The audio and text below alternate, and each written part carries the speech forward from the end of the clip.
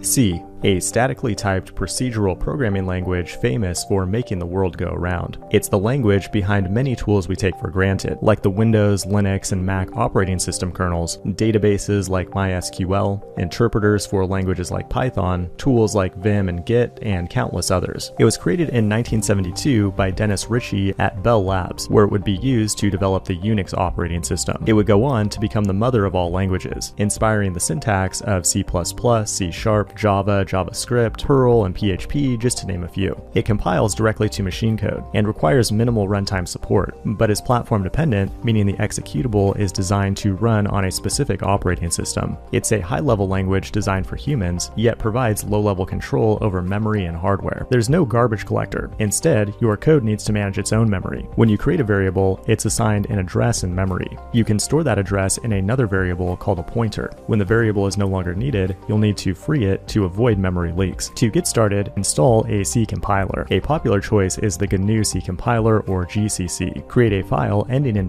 .c, include any libraries you plan to use, then add a main function to it. This is where your program will start executing. There's no function keyword, and notice how it returns an integer type. A return value of 0 means success, while a return value of 1 means failure. There are only a few basic types in C. Create a variable by starting with a type, followed by a name and value. Use printf to print the value to the standard output, or put an ampersand in front of it to reference its address in memory. There's no string type, but instead char, which represents a 1-byte character stored as an integer. A string can be created with an array of characters. Each letter will have its own memory address and be terminated by a null character. Another approach is to start with a pointer by adding a star character in front of the type. Then we can allocate 4 bytes